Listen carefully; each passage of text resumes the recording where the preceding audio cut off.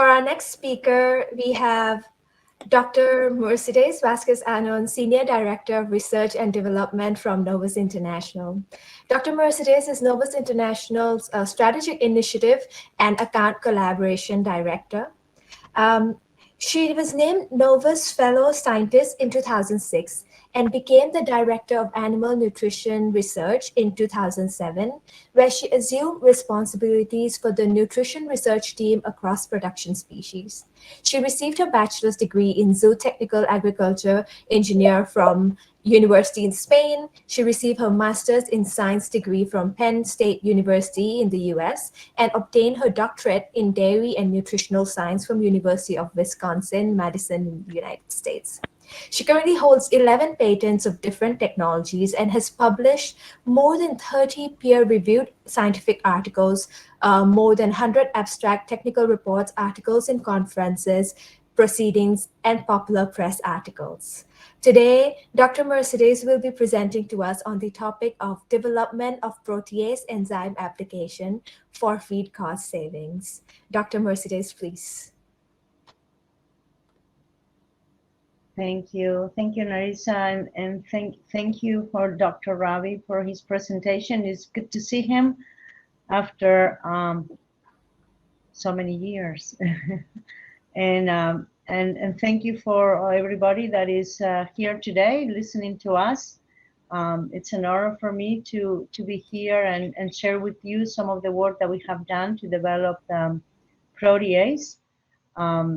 Hopefully one day soon we'll be able to see you in person. In the meantime, these are great opportunities to share the information. I have to tell you that today I'm actually in San Antonio at a poultry science meeting. It's the first in-person meeting since 2019. So we're making progress, so this is good. Well, thank you, and I thought Dr. Ravindra has really done a great job at reviewing the alternative ingredients, and what I will cover is really more what we have done to understand the use of protease or Savenza protease. What we have studies mostly we look into it's how does it improve digestibility of amino acids of different ingredients and understand the mode of action and where we will see the highest value of the protease or in the conditions where you will see the lowest value. We also see an effect on gut health, and I won't touch much about it just because in the interest of time. We have certainly run many trials, and I will just provide a summary of some of them. And if you certainly want to know more, I'll share with you more. There's a lot of questions always about how do you combine with other enzymes. So I'll talk about NSPase and phytase, the work that we have done in the combination. And certainly we encourage those combinations. There are certainly other proteases in the marketplace. So we have done some comparisons and see how they compare. And at the very end, and it was really at my request, I asked the technical teams of the local areas to provide some examples of how the Savenza protease could be used as a tool for cost savings. So I will go through some of those examples, but if you have questions, the local technical group will be really the ones to answer the best way. But I thought it was going to be important to present that application in for you. So just to move on, our Savenza protease is a protease. It's actually a serine endoprotease. It actually comes from a Bacillus leukinoformis. It's organisms that synthesize and secretes the protease. We're working with around 600,000 units per gram of product, and with it comes also the Bacillus leukinoformis, approximately 10 to the 9 SFUs. So at the end of the day, with this product, you actually get 2 in 1. You have the protease and the Bacillus. The overall dose recommendation is 50 500 grams per ton, but it really depends on the type of diets and cost of ingredients. So it can range between 200 and 500. With the 500 grams, you get 300 units per gram of feed, and you get 10 to the 6 CFUs. So I'm just going to jump into how we developed some of the data that has helped us understand how the protease works, and really what we really found, and this was after many trials and not really understanding the variation that we were seeing. We did a lot of in vivo digestibility trials, and what we found was really there was a clear relationship of the effect of the enzyme with the degree of digestibility of the ingredients. So the ingredients that have the amino acids that have low digestibility, so here you represent digestibility of the different ingredients. So digestibility is around between 40 and 60%. You can see that the effect of the enzyme can be around 5 to 10 to almost 15%.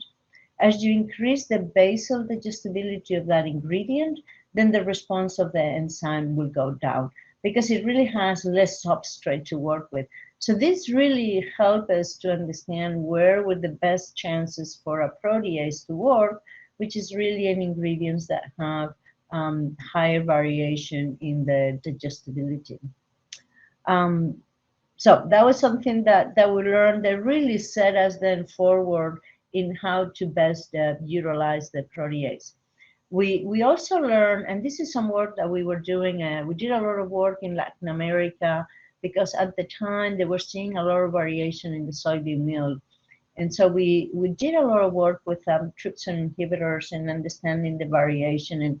And here you can see on the left many countries where we got many samples. And what we're seeing is it was an average of around 4 milligrams per gram of the trypsin inhibitor, and you can see where the most variation we were getting. Argentina, Brazil had a large variation in Latin American countries. I have to say I was looking for the countries that maybe many of you are coming from, and I have to say we didn't have as many samples, so that's something that we could improve.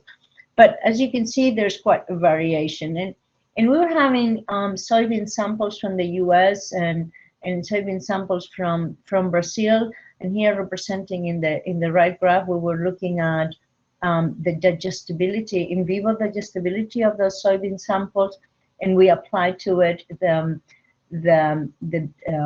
Syvenza and protease, and we were finding that with the samples from the US, we were seeing somewhat of a lower response to the enzyme than the samples from Brazil.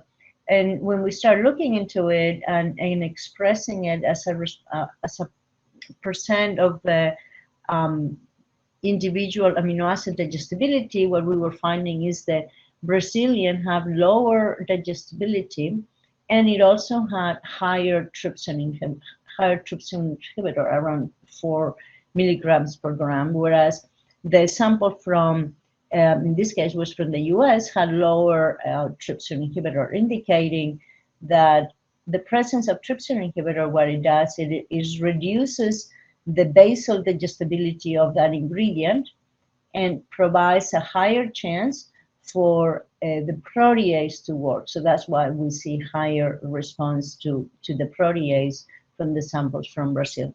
So that led us to a lot of work that we have done in terms of trypsin inhibitor, predicting trypsin inhibitor in samples, and being able to manage the quality of the incoming soybean meal. And the reality is what the enzyme is doing, and they're here represent in the light gray the distribution of amino acid digestibilities from soybean samples, and you can see where the average will be around 88.6, and a lot of the amino acid digestibilities are in this area here on the left. To that sample, I applied the protease, then you can see how the amino acid digestibility moves to the right, increases the average, and the distribution of there's higher amino acids with higher percent of amino acids with higher digestibility.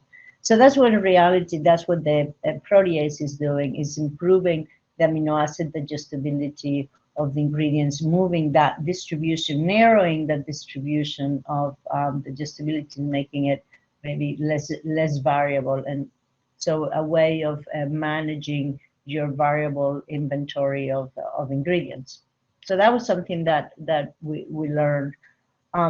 We also started studying different ingredients, and we certainly will focus a lot of it in proteins, but we also look into grains, and sorghum was one of it. And as Dr. Ravi mentioned, what sorghum has is that caffeine protein that encapsulates the starch, and the starch granules will be in the inside. So if you're able to digest that caffeine protein, what it does is releases the starch and then makes that starch available for the endogenous enzymes to digest and improve starch digestibility. That if the caffeine protein is still there, it doesn't allow for access to those to the starch for further digestion.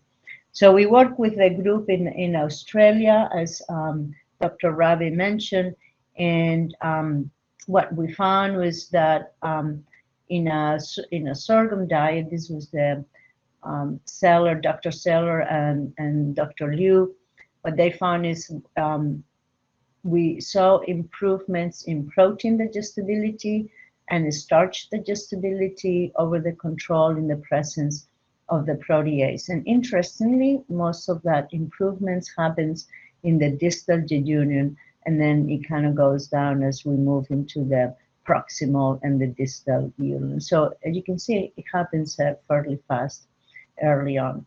And so that's one of the reasons why we were seeing, we suspect that by breaking up that caffeine protein, it makes the starch more available for the endogenous enzymes to work. So it's perhaps working as a team, or exogenous and endogenous protein. That made us start thinking about what could be the energy value of the protease, and the reality is that there will be some variation. We were measuring in vivo metabolizable energy, and we were finding some variation because due to the type of diets that you have. But what we did is look into come up with what will be the energy value associated with the direct effect of the protease into the protein. So when you release amino acids and those amino acids are being used, those are also used, they have an energy value. So that was the energy value that we will provide to the protease, around 20 kilocalories. Now, when we actually do the actual in vivo, where you look at the metabolizable energy, you can see that in some cases that could be as high as almost 100. But like I said, this will depend on the type of diet that you're using, as the example with sorghum. We also did a lot of modeling, looking at what are the factors that affect the protease, because proteases are quite complex enzymes, so you kind of have to understand in what conditions you will have the biggest benefit. And we really identified 4 areas. One is the ingredient digestibility, as I mentioned before. So where you will see the biggest impact of the protease will be in those ingredients that have lower digestibility, because it will just have higher substrate to work with. We also saw the anti-nutritional factors such as trypsin inhibitor. The presence of trypsin inhibitor just reduces basal digestibility. So again, more substrate for the protease to work. And then when we start looking at the animal, the physiology of the animal becomes important. Certainly, there are many studies that demonstrate that in situation of coccidia challenges or some gut inflammation, the first thing that is going to affect is the capacity of that digestive tract to digest protein. So that it's another source of variation, but also opportunity for the protease. And also age. As we know, young animals have lower capacity for protein digestion than older animals, and this is in poultry and in swine. So with that information, we start modeling what will be the value, the matrix value of the protease. And so here I'm trying to represent in a diagram, this will be the digestible fraction of a protein. And it will be the control, have 85% digestible, and in the gray area is the undigestible fraction, that would be 15%. If you add a protease to that to this ingredient, you will find that as an average, you see an improvement of 3% improvement in amino acid digestibility. Now, if you start looking in different conditions, so your protein, the protein that you're working with has low quality digestibility, so has lower than 85. So you might see around 0.8 improvement in digestibility. If that animals happen to have somewhat of a gut health issue with some maybe subclinical inflammation, we will see an improvement of around 1% digestibility with respect to the response to the enzyme. And then in the presence of high levels of trypsin inhibitor, we also see an additional level. So that leads to a response to the enzyme that can go from 3 to 5%, depending on the conditions of the animal and of the diet. We also studied the effect of the protease in the intestinal health. We know we optimize protein and nutrient utilization with the use of the protease, but it also has somewhat of a unique effect in intestinal health. And this is somewhat unique because of the combination of the protease with the probiotic. And so what we propose as a mechanism, really the story is that we have two in one. We have the protease, and the protease will improve protein digestibility, reduce hind gut fermentation because there's less protein arriving into the hind gut, and that has gut health consequences. And we also change the dynamic of nutrient absorption and availability, which also will have an effect on gut microbiota.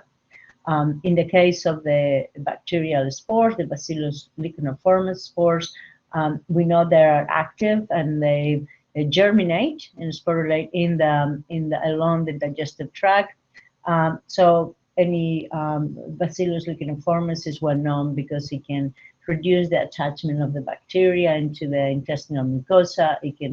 It has the potential to degrade some of the protein toxins generated through dysbacteriosis and degrade bacterial surface protein. So the combination of the two leads to an improvement in performance that can be seen higher than what just a simple protease could lead to. So in the interest of time, I'm just gonna skip some more of the details in this area, but I will be more than happy to cover them in other situation, and I can send you more information.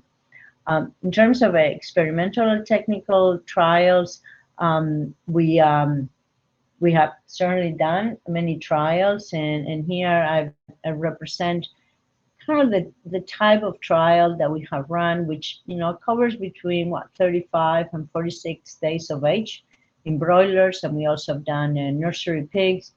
And here, since we're talking quite a bit about alternative ingredients, so I thought of bringing up the trials where we use complex diets. So I'm in the U.S., so mostly it's corn and soy, but we really try to work with diets that will provide that complexity where it's really the great opportunity for the enzyme. The matrix values that we tested along in this studies could vary. The energy value could vary between, in the mid 50s to up to the 30s, like I said, depending on the type of diet. And the amino acid value will also depend. It will range between 2 and 4%. So those are the kind of type of trials that we did.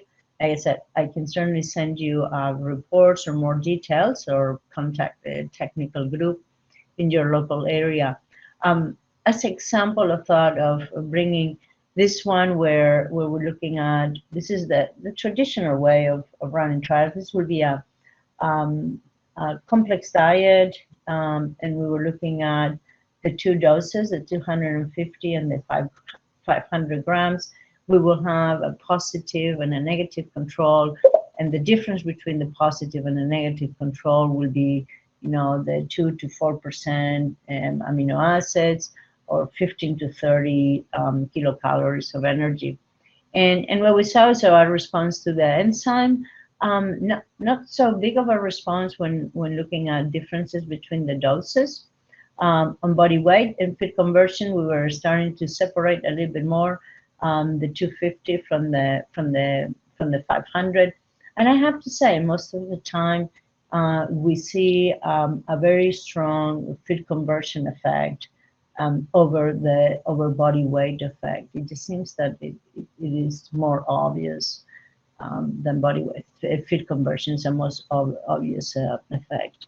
So this was giving us an idea that the 2 doses were reasonable. We see responses, and yeah, there's a dose response effect. Then we start looking into how does it complement other enzymes, the NSPase and the phytase, just because they certainly have different substrate, as Dr. Ravi mentioned. NSPase will be carbohydrates, with the phytase will be phytate.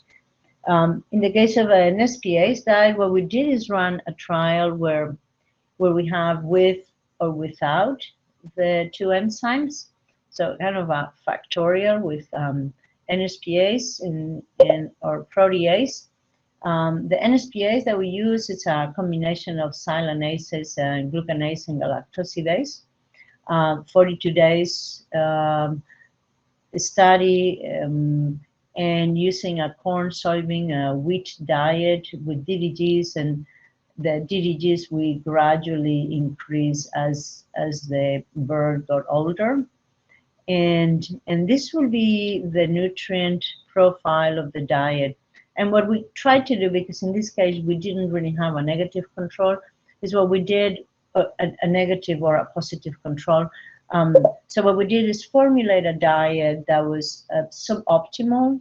And when I say suboptimal, we reduce the levels of crude protein and amino acids and the levels of energy in a way that the diet will be responsive to NSPases, or responsive to the protease, if those enzymes were working. So we wanted to have a sensitive diet. And what we found is just when we add the NSPase, we improve fit conversion in the presence or in the absence of the protease. So the effects, as you can see here, the p-values, there was not an interaction. I mean, you could argue that you could see the dark blue here is in the presence of the protease, that maybe we went a little bit farther down in the fit conversion when the 2 enzymes were present, but really not strikingly different. But what we saw is that don't interfere with each other. And we saw main effects for the protease and the main effects for the NSPase. So that was okay. This is making sense. Then we start looking at the phytase, because it is known that a phytase can improve amino acid digestibility. And this is something that we have studied. And really what we find is that the effect of the phytase on amino acid digestibility is mostly related to the phytase providing phosphorus that optimizes amino acid absorption. So it's really related to the release of phosphorus through the phytase. So what we did is say, okay, will the 500 FTUs of phytase or the 1,000 FTUs of phytase, will that interfere with the response to the protease? So the same designs, you will have a positive and a negative control. And in the negative control, then we will add 2 levels of the protease that you will see here. And in this first 4 treatments, that was in the presence of 500 units of phytase. The next 4 bars is the same design, but in this case, with in the presence of 1,000 units of FTUs of phytase. And so the superdose. And what you can see is that there wasn't really strong differences in how the protease behave in the diets that we looked at. And in general, what we saw, the largest effect was for the 500 dose. The 250 dose, we never really gave it a chance to have a response, because what we did, the difference between the positive and the negative control, was the matrix value that you will give to the 500. So that's why the 250 never really had a chance to make it all the way. In this case, we gave a value of around 19 to 15 MEs, and around 2.5 for amino acids. And then you see here the values that we give for the phytase. So what we were finding is that the protease was improving, in this case, body weight at normal and superdose of phytase. And we also had NSPAs across all diets. And this was a corn, soybean, meat, and bone meal type of diet. We continue to do more work. In this case, was looking at the combination of kind of more of a factorial design, where we will have the phytase, protease, and then the combination of the two. And this is in a corn, soybean, canola meal type of diet with rice bran. As Dr. Ravi mentioned, rice bran can have phytic acid, as well as it can have trypsin inhibitor. So kind of double whammy for the poor rice bran. But as we can see, we saw an effect to the phytase, we saw an effect to the protease, and really when we combined the two is when we found the largest effect. It was close, and it was not significantly different from the positive control. And you can see here the values that we give to the phytase, and when we combine the phytase and the protease. We increase the value of the energy, and we increase the value of the amino acids of the matrix of the two. So that's what we were learning, that they actually work better together than separate, which I thought that was good news, that one enzyme is not eating the other enzyme, but they're actually working together. And then we started doing more work, and this was something that we were doing in Thailand at BARC, at the BARC Research Center. We were looking at different ingredients, so we're looking ingredient by ingredient and looking at the effect of the protease on amino acid digestibility. And here's when we start comparing to what will be other proteases in the market. And this was really very consistent across, and I'll show you several ingredients.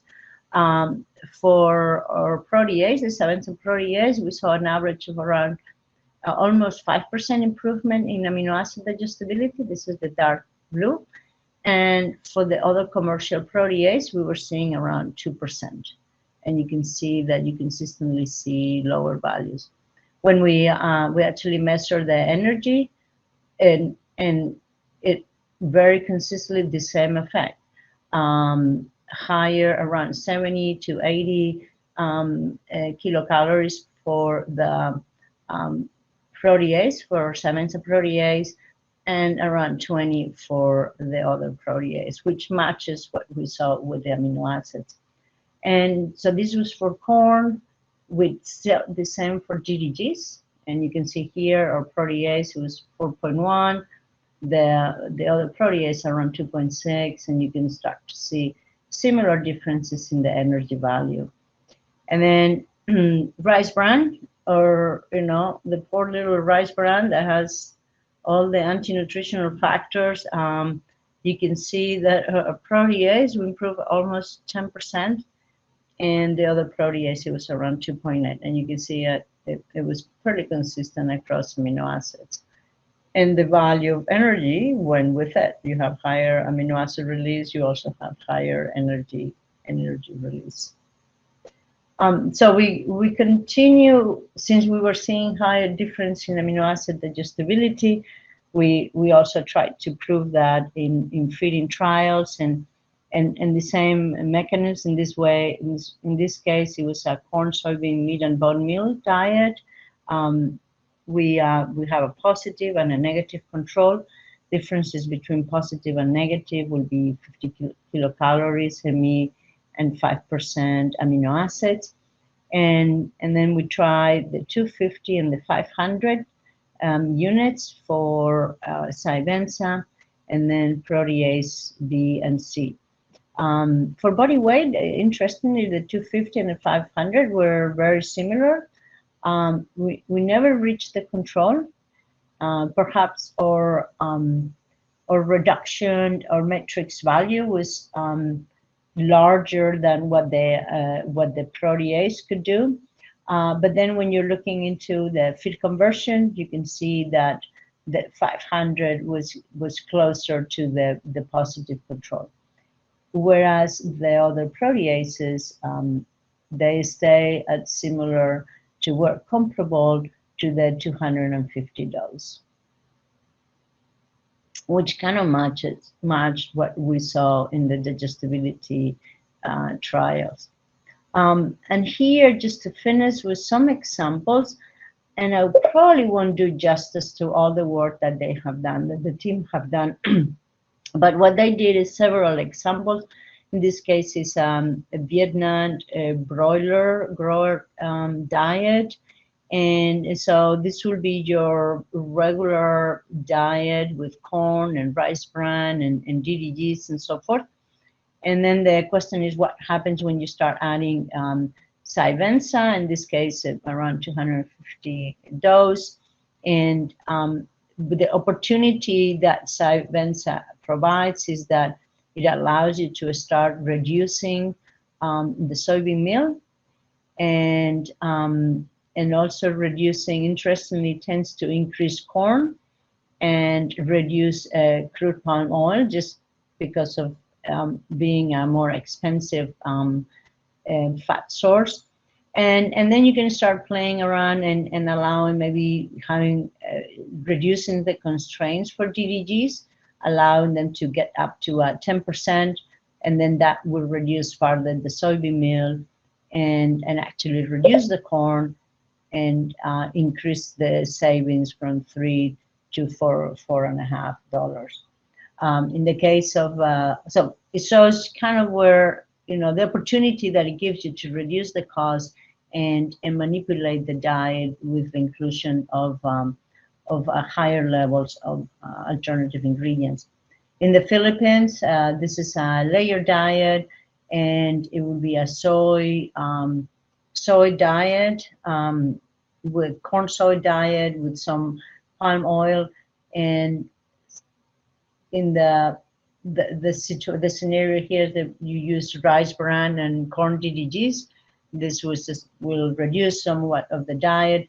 And then if you start adding the enzyme, it allows you to gradually increase the rice bran and the corn DDGs with the reduction of the soybean meal, and some reduction also of the palm oil, similar to the Vietnam example, and reducing the cost of the diet. If I move to the next one, it was from Indonesia and from India, and examples here, the same, tend to have a corn soy diet with corn gluten meal and meat meal and rice bran. And here's where we start looking into 2 doses of DP100, achieving savings of around $9 by, in general, reducing soybean meal, increasing corn, eliminating corn gluten meal, and start making changes in the rice bran and palm oil. So this is the exercises in India, similar trends. You start to see the savings with the DP 100 and with different doses, and allows you to reduce the soya, increase the maize, the corn, and reduce the fat oil. So these are examples that the team put together to kind of give you an idea of some examples of how you can utilize the ingredients that you have available that maybe before you weren't ready to increase to higher levels.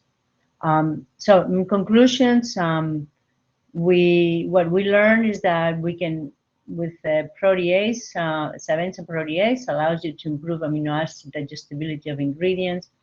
We see improvements in performance and gut health. We have defined the matrix value in poultry and swine. It complements phytase and NSPAs. It's a tool that helps you reduce costs, but also manage ingredient variability, which, as Dr. Ravi mentioned, it's an issue with alternative ingredients. Its nutrient value and performance response will depend on the quality of the ingredients, the age, and the gut health status. And really is perhaps a tool to manage ingredient quality, to reduce costs, increase formulation flexibility with alternative ingredients, reduce ingredient variation, not eliminate, but really reduce the anti-nutritional factors, as we saw with the trypsin inhibitor, improve health, gut health, and really where the best way to capture is actually running the trials in the field. That's what I learned. There's so much that you can do in research, and really when you take it to the field is really when you can capture its full value. So this is all I have, and I'm hope that was helpful for you. I'm looking forward further discussions.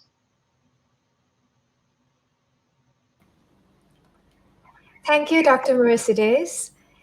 Now we are going to begin answering the live questions, and to get into the Q&A panel discussion, can I invite Ana Fe Perino, our Poultry Solutions Manager, and Matt Becker, our Technical Services Director from Asia Pacific, Novus International, to join us on the screen. Professor Ravi, Dr. Mercedes, could I please request you to turn on your video? Thank you. Ana Fe, the floor is yours. Matt?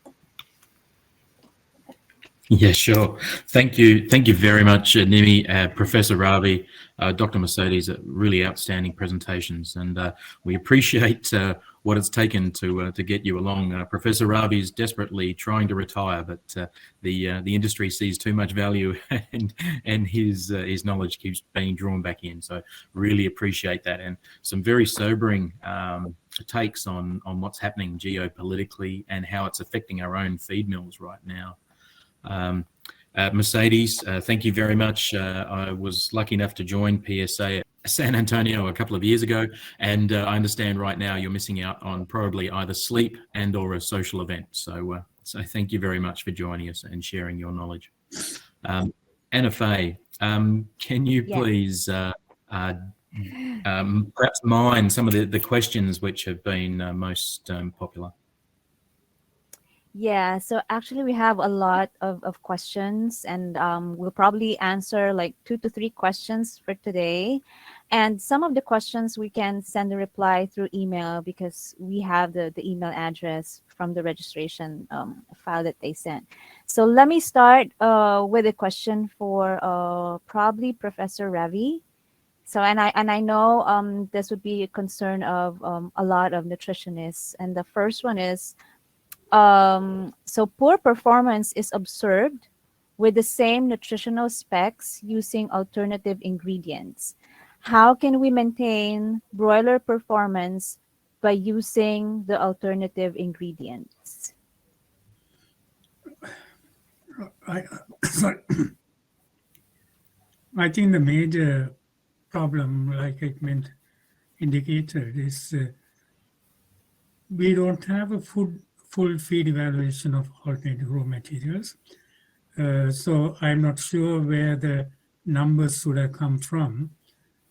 Well, there are two problems. One is the variability in these raw materials.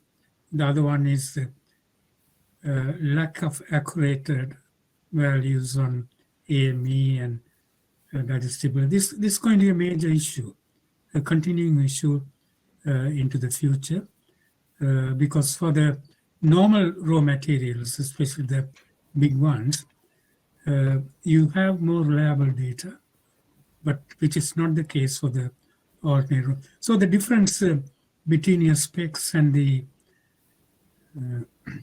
bird performance, I think, most likely comes from we have used some wrong numbers resulting from poor feed evaluation and variability. Thank you. Mercedes, would you like to perhaps chip in? So the question, NFA, if I got that correctly, what do we need to be aware of when using the alternative raw materials in regards to the performance, especially of those younger birds? As Dr. Ravin said, the anti-nutritional factors tend to play a big role, especially in young ages. And that's why probably we tend to have lower inclusions that as the animal gets older is able to overcome some.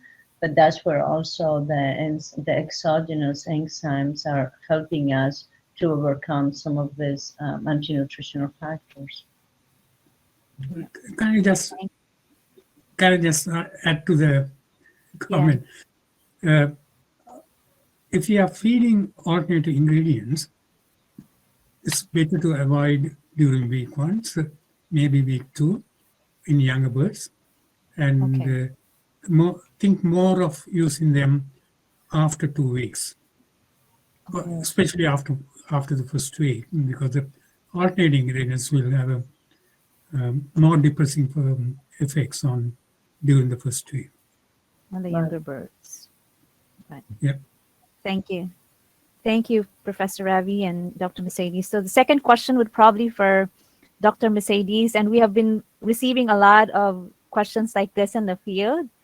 So as customers are now using the superdosing phytase, and they also apply the matrix value for amino acids. And the question is, how do we integrate the amino acid matrix from phytase and protease if they're going to use it together, for example, in the trials that you showed? Right. I mean, the simplest rule of thumb is that when you're starting to combine, is that you provide the main nutrient for what that enzyme is being used for. So if you use a phytase, you give the phosphorus value to the phytase. You use an NSPase, you use the energy value of that NSPase, and if you use a protease, you give the amino acid value for it. There could be some additional value of other nutrients to those, but you will start to see that they will not be as significant. So there will be minor additions because the phytase will always have a phosphorus value, and the protease will have always an amino acid value. So that's the rule of thumb, is to just keep the main nutrients that for what that enzyme is working. That's certainly what we're hearing from the field, is that the best application is to ensure that the enzyme that the substrate's specific for is how they're being used. Right. True. Yeah. Anna Faye? So probably on our last question would be for the both of you, because we have a lot of questions about whether using single enzymes or combined enzymes, how do they evaluate the enzymes that they're going to use when they are going to use alternative raw materials. So probably Professor Ravi and Dr. Mercedes, you can share in the field, like how do you evaluate which enzymes to use in terms of probably their units, and which is much better? Is it going to be single enzymes, cocktail enzymes? If you can share some of the experience that you have had on the field. If I address that, certainly the cocktails, combination of enzymes are better than, for obvious reasons, are better than single enzyme. Single enzyme is not going to give you the best effect. And this is, you can see in practical diets, there are number of at least three different enzymes are being used. And I don't think this is very specific for alternative raw materials. It is for any diet. A cocktail or combination of enzyme.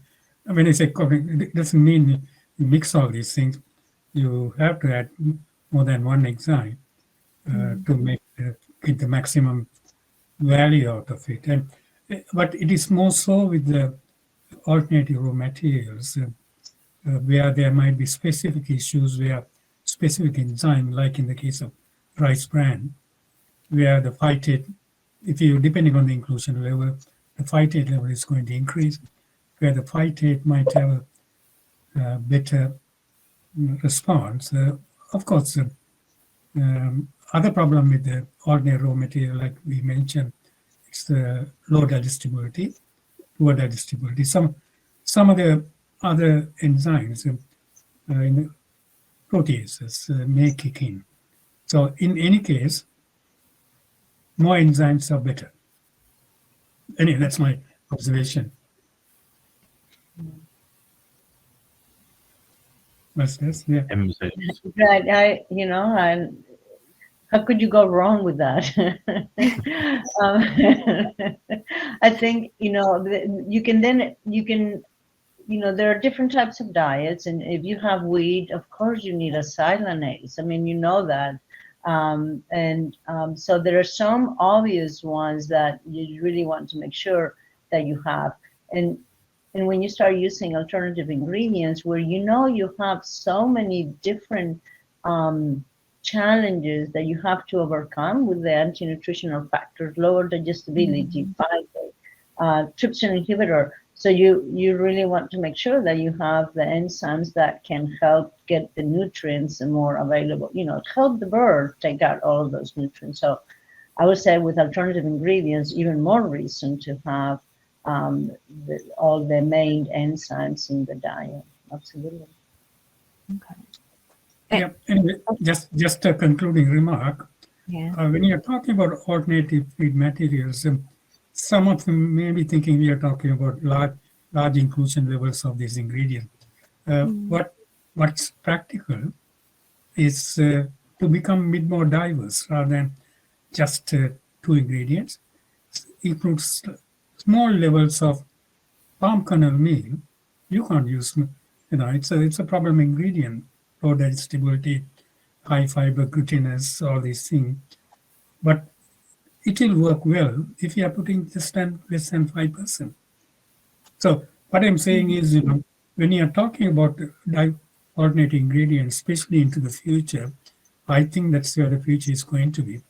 It's very important that we think of more diverse type of feed formulations, which major ingredients used. We have the corn and soy, or cereals and soy, but small inclusions of different alternative raw materials, which will reduce the use of corn or soybean meal.